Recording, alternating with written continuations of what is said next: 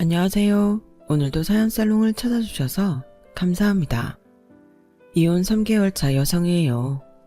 아무리 이혼이 흔한 세상이 됐다고는 하지만 그게 제 일이 될 줄은 몰랐어요. 힘든 고비만 잘 넘기면 될 줄 알았거든요. 하지만 내가 직접 그 상황에 처해보니 그게 말처럼 쉬운 게 아니라는 걸 알겠더라고요. 하긴 누군들 안 참고 안 버텨봤겠어요. 그렇게 해도 안 되니 결국 이혼까지 가게 된 거였겠죠.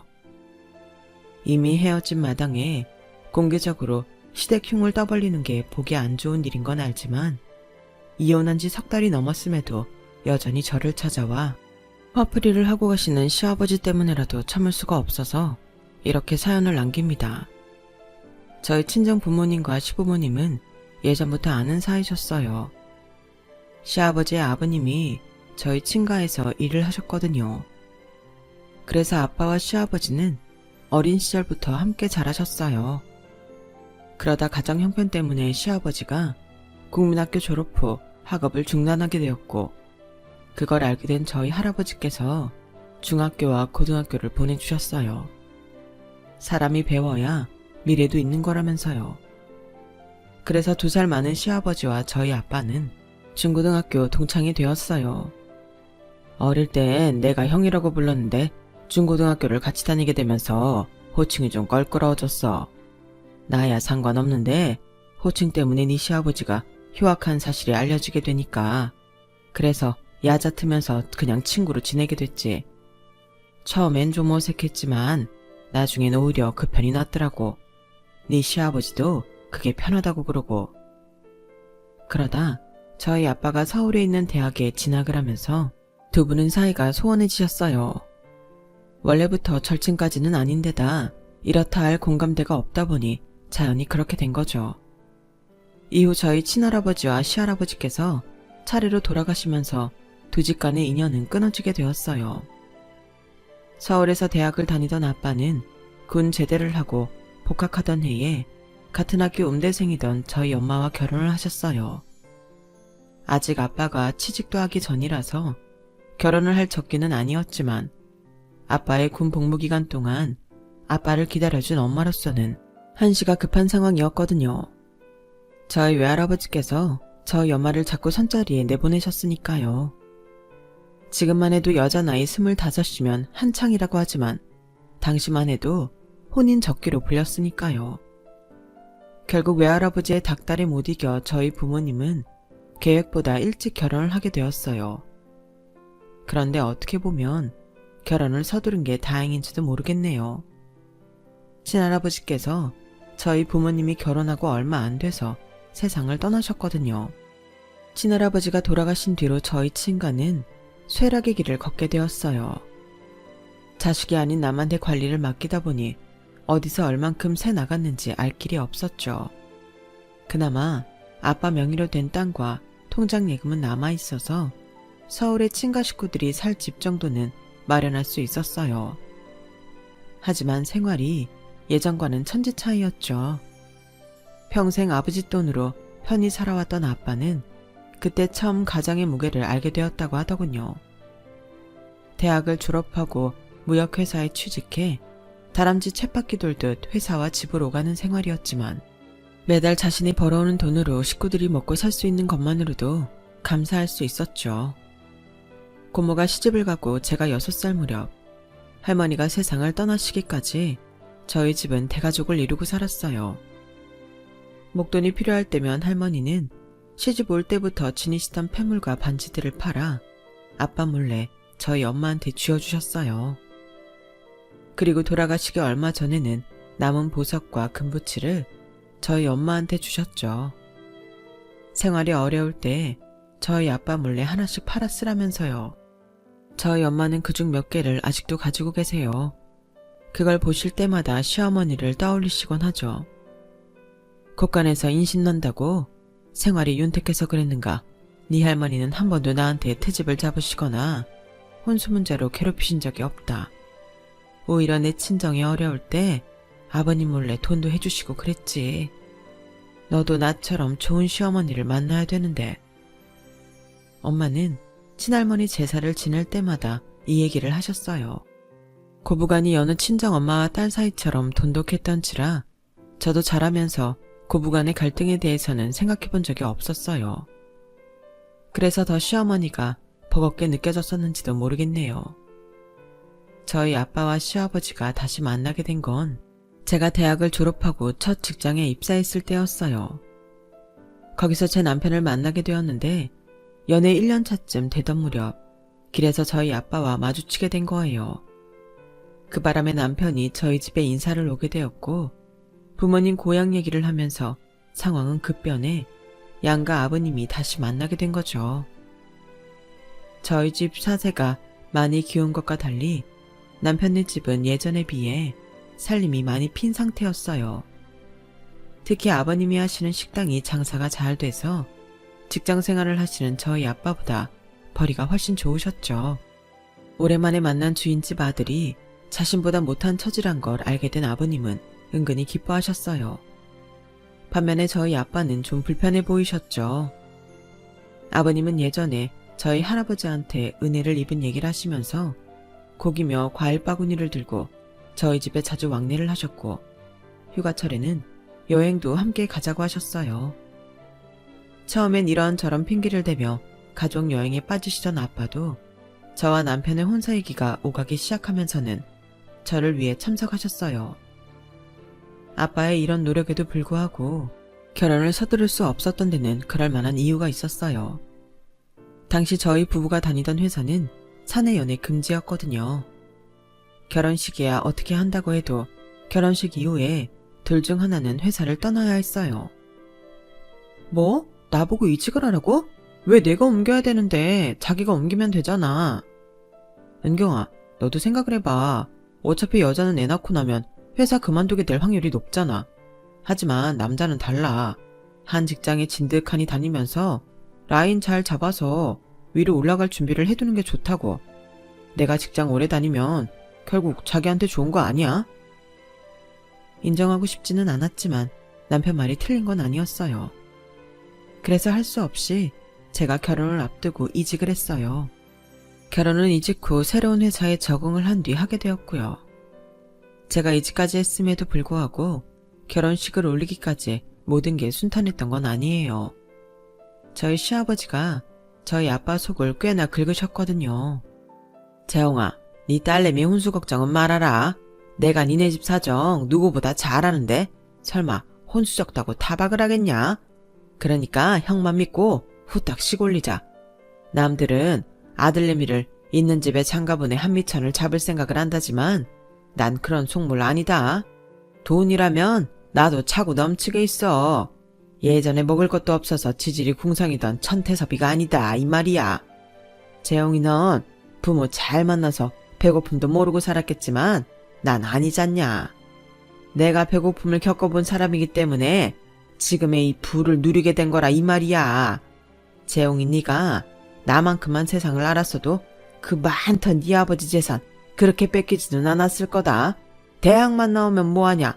세상 돌아가는 이치도 모르는데 내가 너였다면 한 푼도 안 잃고 그 재산 다 지켰을 거다. 듣기 좋은 꽃노래도 한두 번이야. 너 잘난 거 알겠으니까 내 아버지 재산 얘기는 그만해.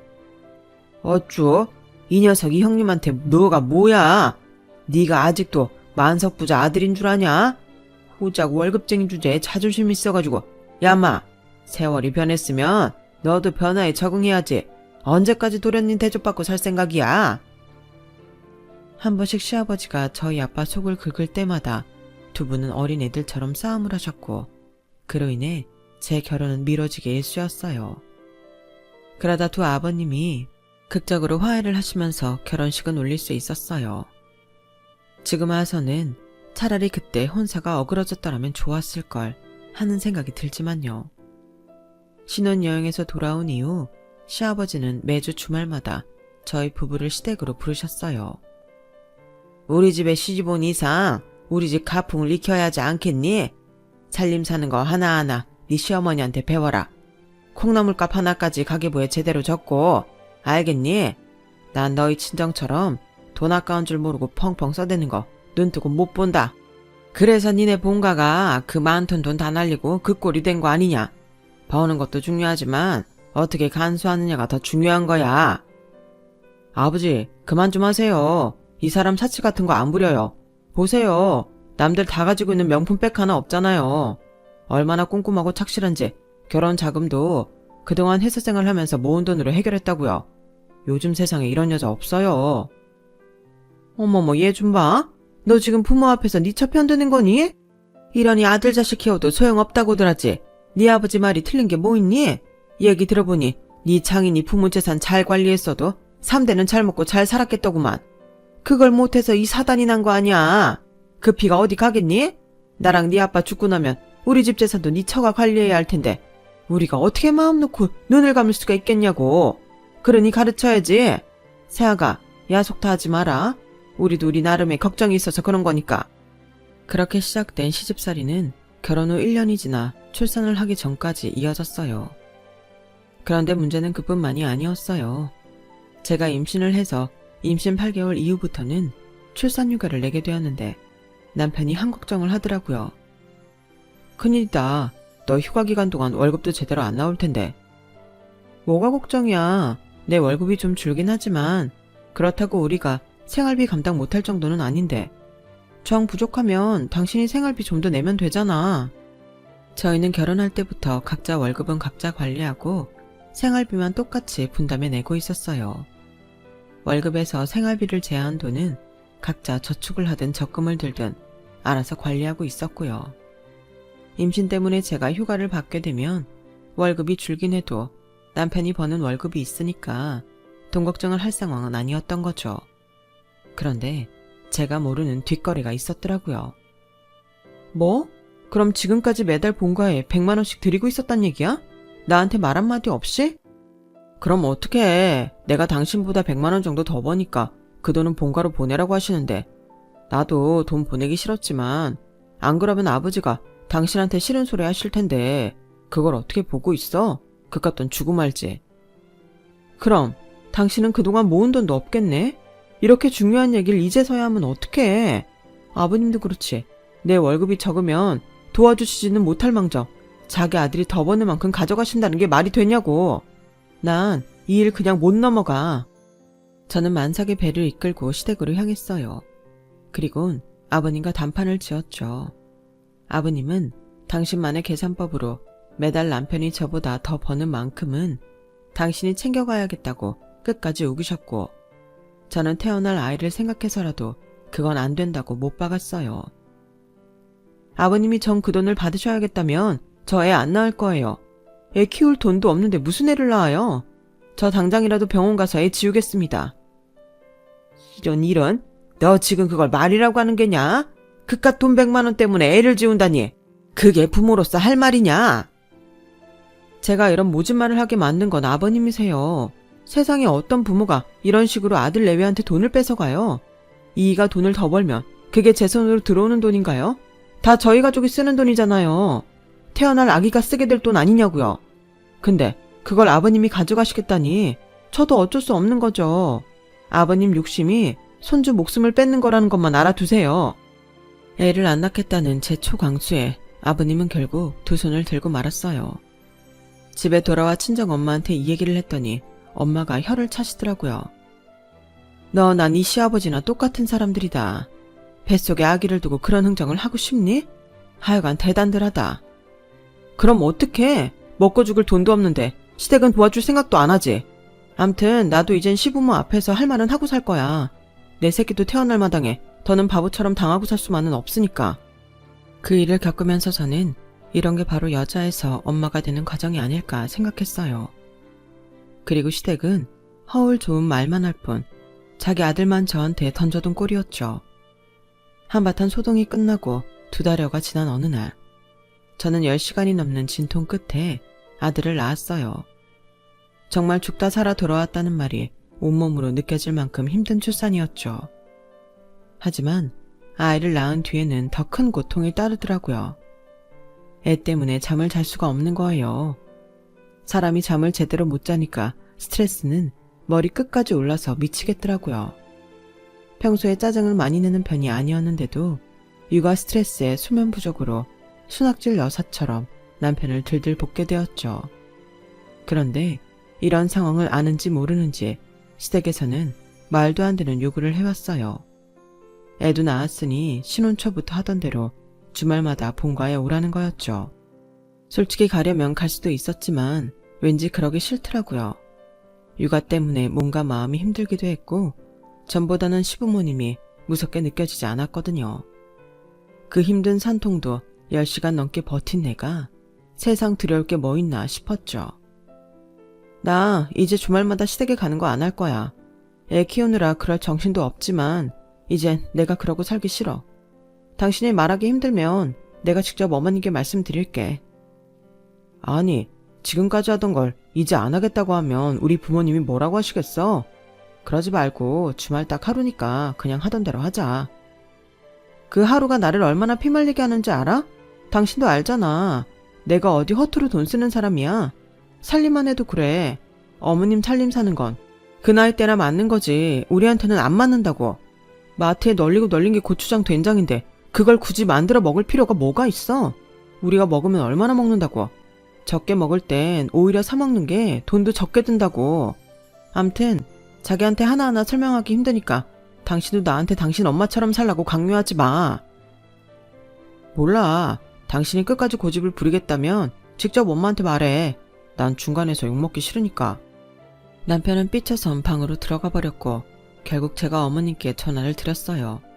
그랬더니 세상 무너진 것처럼 난리를 치시더라고요. 뭐? 꼴랑 하루 오는 것도 힘들어 못 오겠다고? 혹시 네 친정에서 그러라고 하디?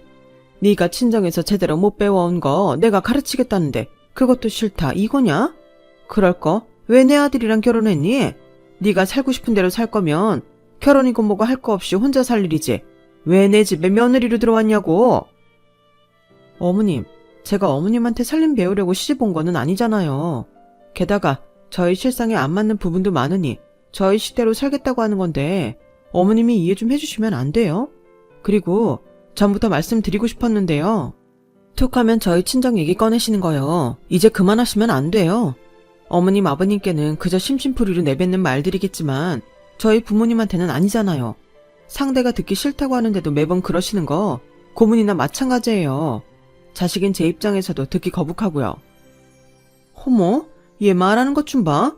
너 시집 와서 아들 하나 낳았다고 눈에 뵈는 게 없는 모양인데 이러는 거 아니다. 그리고 우리가 없는 말 한 거는 아니잖니. 네 부모가 관리 못해서 네 할아버지 재산 날린 거 사실이잖아.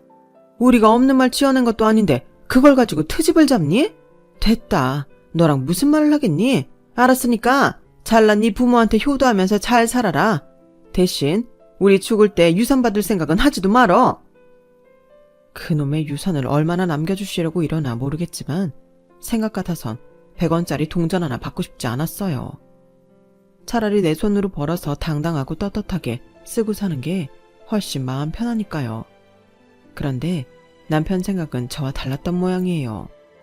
유산을 안 주겠다는 어머님 말씀에 잔뜩 쫄아서는 그날로 본가로 달려갔지 뭐예요. 가서 뭘 얼마나 하고 왔는지 모르겠지만 얼마 뒤 시어머님이 김치를 들고 저희 집에 찾아오셨더라고요. 네가 지금 몸이 불편해서 김치 담그긴 힘들 거 아니니? 그래서 겉절이 좀 해왔다. 넌 익은 김치는 잘 안 먹잖니? 맛이 잘 들었으니까 바로 먹어도 돼. 시어머니는 마치 아무 일도 없었던 것처럼 제게 잘해주셨어요. 그게 내심 마음에 걸리긴 했지만 연세 드신 어머님이 먼저 숙이고 들어오시는데 제가 따지고 드는 건 괜한 분란만 일으키는 일인 것 같아서 저도 어머님께 고분고분하게 굴었어요. 얼마 뒤 출산휴가를 마치고 저는 회사에 복귀하게 되었어요. 아이는 친정 엄마가 봐주시기로 해서 출퇴근 때 친정에 들리곤 했죠. 그러던 어느 날이었어요. 퇴근 후 친정에 가보니 거실에 고가의 양주 선물 세트가 있더라고요. 저희 아빠는 술도 안 드시는데 웬 건가 싶어 물어봤죠. 곧 있으면 네 시아버지 생신이잖니. 네 시아버지랑 2살 차이 나니까 올해 환갑 맞을 거다. 그래서 아까 백화점에 가서 하나 샀어. 환갑? 그럼 나는 뭘 해드려야 하나? 자식이라고는 우리 거의 하나뿐인데 그럼 우리가 환갑잔치를 해드려야 되는 거야? 아, 나 복직한 지 얼마 안 돼서 돈도 없는데 그냥 용돈을 조금 더 얹어드리면 안 될까? 얘는 한 번뿐인 환갑인데 어떻게 그래? 정 돈이 부족하면 우리가 보태줄게. 괜히 시댁에 책 잡히지 말고 남들 하는 만큼은 해. 안 그래도 툭하면 돈돈거리면서 우리 집 무시하는데 그런 것까지 한 소리 들어야겠니? 엄마는 그간 저희 시부모님한테 들은 말들이 뼈에 사무쳤는지 돈 걱정은 말라시며 뭐가 됐든 제대로 해주라고 하셨어요. 그날 밤 집에 돌아간 저는 남편과 상의를 했어요. 아버님 환갑 잔치를 어떻게 해야 하나 하고 말이죠. 그랬더니 남편이 대뜸 그러는 거예요. 자기야, 잔치보다는 여행이 어떨까? 우리 부모님이 아직 해외여행을 못 해보셨거든. 그리고 자기도 알다시피 우리 아빠가 남한테 베푸는 건 좀 싫어하시잖아. 환갑잔치 하자고 그러면 괜히 음식 차려놓고 남들 배불 일이 있냐고 한 소리 하실걸? 하긴 아버님 성격이면 그러시고도 남지. 그럼 여행지는 어디로 해? 요즘은 스위스나 북유럽 쪽으로도 많이 간다는데 비행시간이 길어서 거긴 좀 그러려나? 가까운 일본이나 동남아로 가면 돈도 적게 들고 좋긴 하지만 아버님이 그러자고 하시겠어? 매번 당신이 입고 쓰는 건 최고급으로 해달라고 하시는데. 그게 문제는 문제네. 그나저나 당신 돈은 좀 있어? 당연히 없지. 우리 엄마가 보태주신다고 했으니까 일단 빌려 쓰고 나중에 갚아야지 뭐. 우리 둘이 아무리 머리를 싸매도 아버님 마음에 안 들면 아무 소용없는 거라서 일단 시댁에 찾아가 환갑잔치에 대한 아버님 의견을 여쭤봤어요. 그랬더니 남편 말대로 환갑잔치는 하기 싫다고 하시더군요.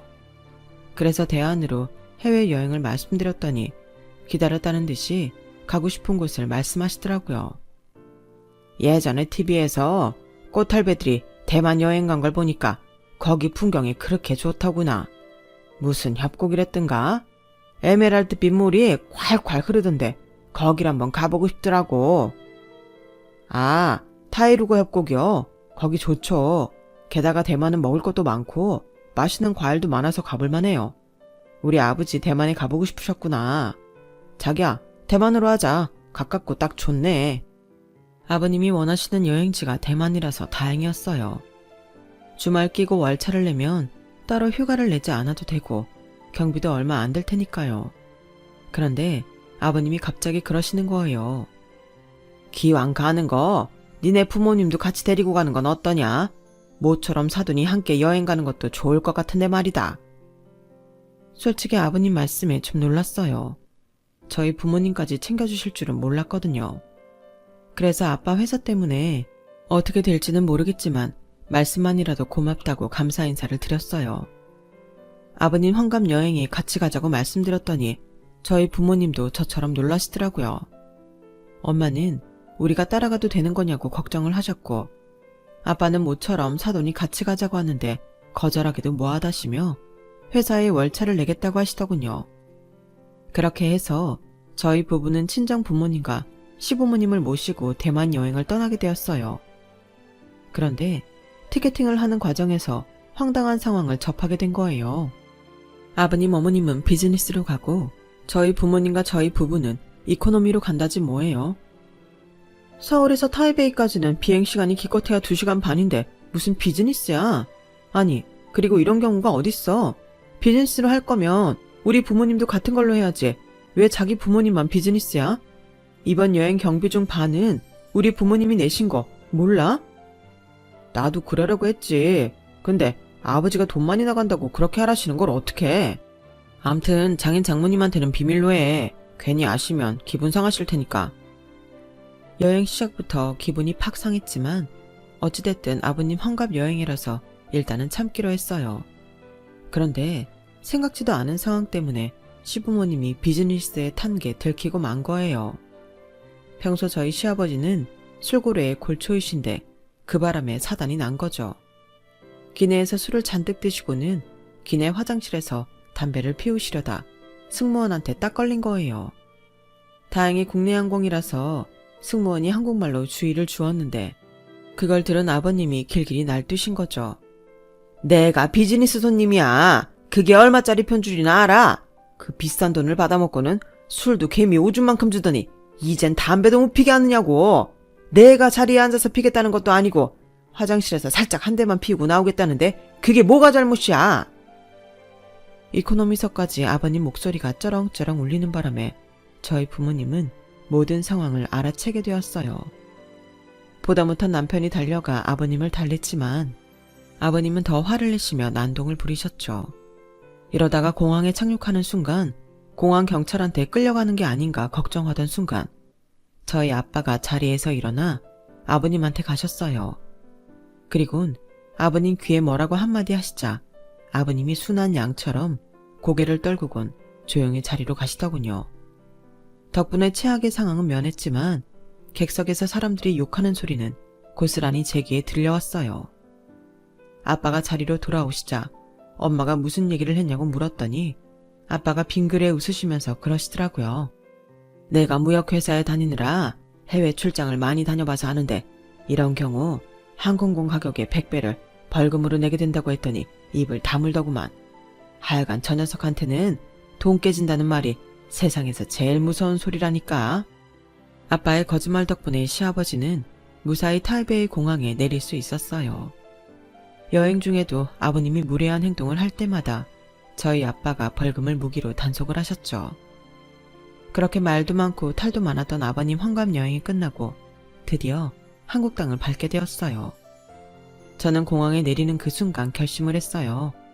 다시는 아버님을 모시고 해외로 나가지 않겠다고 말이죠. 어글리 코리안의 정석을 보여주신 아버님과는 100억을 준대도 절대로 함께 여행하기 싫더라고요. 남편도 자기 아버지가 창피했는지 여행에서 돌아온 뒤 그러더라고요. 여보, 장인어른 환갑 때는 여행 말고 다른 걸로 해드리자. 여행 간다고 하면 아버지가 따라오신다고 할 거 아니야. 아, 난 이번 같은 경험은 다시는 하고 싶지 않아. 누군 가고 싶겠어? 나도 싫으네요.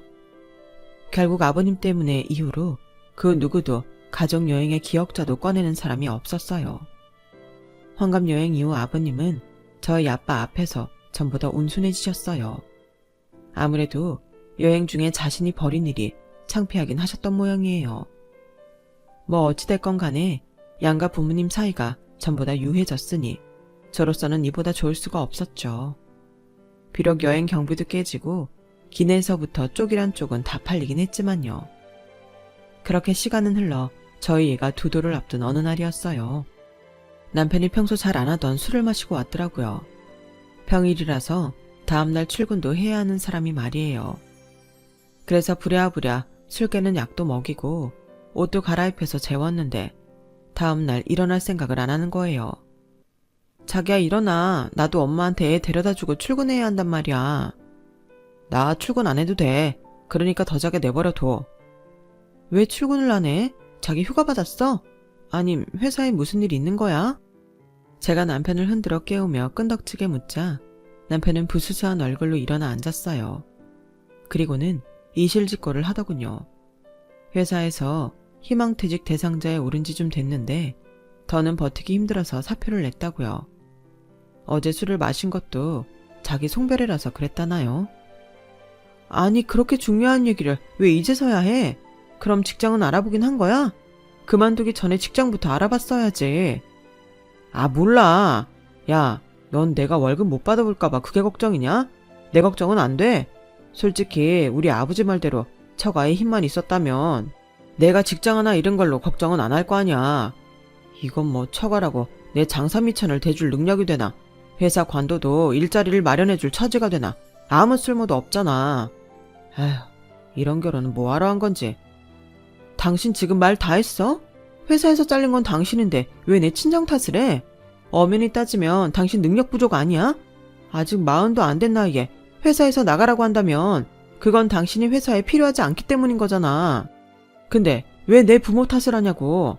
당신 아버지가 매번 그러니까 당신 눈에도 내 친정이 우습게 보여? 말해봐. 출근을 앞두고 있어서 조용히 끝내려고 했지만 남편이 제 친정 탓을 하는 바람에 저도 더는 참아 넘길 수가 없었어요. 결국 그날 저는 결근을 하고 남편과 이 문제로 부부싸움을 하게 되었죠. 아이를 데리고 오겠다던 딸이 소식이 없자 친정엄마가 저희 집으로 오셨더라고요. 자초지종을 들은 엄마는 일단 저희 부부를 뜯어 말리시곤 회사에서 잘린 사위 마음을 달래주셨어요. 그런데 이 멍청한 남자가 느닷없이 처가 탓을 하면서 아버님이 하시는 단골 멘트대로 저희 아빠 탓을 하지 뭐예요. 솔직히 이럴 때 처가덕 바라는 거 당연한 거 아닙니까? 저만 이런 마음 갖는 거 아니잖아요. 남들은 회사에서 잘려도 잘난 처가덕에 걱정 없이 산다는데 저는 이게 뭐냐고요. 장모님도 그래요. 말로만 사위 위한다고 하지 마시고 실질적인 도움을 줄 생각을 하셔야죠. 하다못해 치킨집 하나 차릴 돈 정도는 해주실 수 있는 거 아니에요? 아버님 곧 퇴직하실 텐데 퇴직금 뒀다 뭐 하시려고요? 자식이라곤 저 사람 하나뿐인데 사위인 제가 살아야 장모님 딸도 사는 거잖아요. 안 그래요? 그러니까 장인어른 퇴직금으로 가게 하나만 차려주세요. 그 약속만 해주시면 저 더 욕심 안 부릴게요. 보자 하니 자네 안 되겠군. 젊은 사람이 일자리 다시 찾을 생각은 않고 뭐? 다 늙은 장인 퇴직금으로 가게를 차려달라고? 기가 막혀서 원. 막말로 그 나이에 회사에서도 잘린 사람을 내가 뭘 믿고 가게를 차려주나? 장사는 쉬운 줄 아나? 자네같이 썩어 빠진 정신을 가지고 사는 사람이 단번에 성공할 정도로 어림도 없네. 오늘 들은 말은 못 들은 걸로 할 테니 정신 차리고 새 직장이나 알아보게. 장모님, 정말 이러시기에요. 이렇게 나오시면 저도 생각이 있습니다. 저요, 앞으로 처가엔 발도 안 들일 거예요. 아유, 그러게나. 나도 자네 같은 사위 필요 없네. 헌 말이 되는 소리를 해야 들어주지.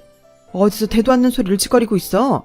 그리고 직장을 잃은 건 내 딸도 아닌 사위인데 왜 부모도 아닌 우리가 자네 가게를 차려줘야 하나? 그렇게 꽁으로 가게를 얻고 싶으면 잘 사는 자네 아버지나 찾아가게. 가서 가게를 달라고 하든 집을 달라고 하든 자네 마음대로 하라고. 이런 정신 빠진 놈한테 내 딸을 줬다니 할 수만 있다면 이 결혼 무르고 싶은 심정이야.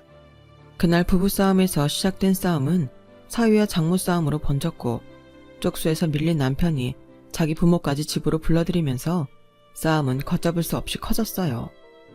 그 바람에 회사에 출근했던 아빠까지 반차를 내고 달려오시고 말았죠. 내 아들이 뭔 잘못을 했냐? 살다 보면 직장을 잃을 수도 있고 그럴 때 처가덕도 좀 볼 수 있는 거 아니냐? 맞는 말 했구만. 뭐가 문제라고 이 난리를 피워. 안사돈도 그러는 거 아닙니다. 사위도 자식 아닙니까? 직장 잃고 마음 다친 애한테 꼭 그렇게 매정하게 해야 했습니까? 안사돈 마음 씀씀이가 그러니까 나이들하고 그 모양 그 꼴로 사는 겁니다. 전태섭, 너 지금 그걸 말이라고 해. 네 자식이 못난 회사 잘린 걸 왜 우리 탓을 해? 탓을 하려거든 네 자식 탓을 해야지. 이 자식이 어디서 반말이야. 너 임마 나보다 2살 어린 놈이 왜 자꾸 반말이야. 네가 아직도 도련님 행사를 하고 싶은 모양인데 웃기지 마 이 자식아. 니네 집 망한 게 언젠데 아직도 그 버릇을 못 고쳐? 고작 월급쟁이 주제에 까불긴. 2살이 아니라 10살이 많아도 나한테 넌 천태섭이야. 기억 안 나냐? 네가 우리 아버지 도움으로 중학교 들어갈 때 네 입으로 뭐라 그랬냐? 앞으로 네가 날 형으로 모신다고 했냐 안 했냐? 그런 걸 내가 친구 삼아줬더니 뭐가 어쩌고 어째? 그리고 그간 내가 말을 안 해서 그렇지 너 나 아니었으면 진작에 빨간 줄 긋고 막장 인생 됐어. 네가 고1 때 빵집 금고에서 돈 훔쳤을 때 그 돈 누가 갚아줬냐? 빵집 주인이 너 경찰한테 넘긴다는 거 누구 백으로 빠져나왔냐고. 남의 도움받을 때는 평생 은혜 갖고 살겠다고 질질 짜던 놈이 공수표 날린 거 말고 제대로 갚은 게 있긴 하냐? 우리 아버지가 내주신 등록금도 꼭 갚겠다며. 그뿐이야. 네 아버지 도박으로 집 날리고 네 어머니 옷가락지까지 팔아먹었을 때 네 식구들 걷어준 게 누구냐? 우리 아버지야. 그런데 은혜는 못 갚을 망정 툭 하면 조롱이나 하고 사람을 무시해? 다른 사람은 몰라도 넌 나한테 그러면 안 되지. 오냐, 네 놈이 이제야 본색을 드러내는구나. 그동안 돈 갚으라고 하고 싶은 거 어떻게 참고 있었냐? 후상한 척 하다니만 결국엔 돈 받아낼 생각만 하고 있었던 거지. 그래, 그 돈 내가 주마. 이자까지 쳐서 줄 테니까 땡값이다 생각하고 잘 받아 처먹어라. 화가 난 시아버지는 결국 저희 아빠한테 주먹까지 휘두르셨어요. 그걸 본 저희 엄마가 달려들어 시아버지 머리채를 잡으셨고 시어머니 역시 달려들어 저희 엄마 머리채를 잡으셨어요. 남편은 양가 부모님 사이에서 싸움을 말리다 옷이 다 뜯어지고 손톱에 찍혀서 얼굴이 만신창이가 되었죠. 그날 개싸움을 끝으로 저희 부부는 이혼 서류에 도장을 찍게 되었어요. 양가 부모님이 주먹 싸움을 한 순간부터 이미 건널 수 없는 강을 건넌 셈인지라 예견된 수순이나 마찬가지였죠. 남편이 직장이 없는 관계로 양육권은 제가 갖게 되었어요. 그리고 남편한테는 한 달에 2번씩 아이와의 면접 교섭을 허락했고요. 그런데 이혼하고 3개월이 지난 지금까지도 저희 시아버지가 저희 친정까지 찾아와 행패를 부리시네요. 문제는 돈이었어요. 저희 아빠한테 갚기로 한 오래전 빚을 차일피일 미루더니 이제는 법적 시효를 운운하며 안 갚겠다고 그러네요. 솔직히 저희 아빠는 그 돈을 받을 생각도 없었어요. 시아버지가 하는 짓이 하도 얄미워서 갚으라고 했던 것뿐이죠. 그러다 얼마 전에 두 아버지 사이에 남아있던 금전 문제가 깨끗이 해결이 났어요. 어떻게 됐냐고요? 저희 아빠가 돈 대신 다른 걸 받기로 했거든요. 바로 제 아이의 친권이요. 평소 돈 많다고 거들먹거리시던 시아버지는 그 돈 몇 푼에 손주 친권을 팔아 넘기더라고요. 자기 아버지가 그런다고 자기 자식도 버린 제 전남편도 그렇고 참 대단한 인간들인 것 같아요. 전남편한테 양육권을 뺏어올 때는 약간의 미안함도 있었지만 지금에 와서는 이런 인간한테는 미안한 마음도 사치라는 생각이 드네요. 전남편도 전 시아버지도 시간이 지나면 알게 되겠죠. 돈 몇 푼의 자신들이 얼마나 소중한 걸 버렸는지 말이에요.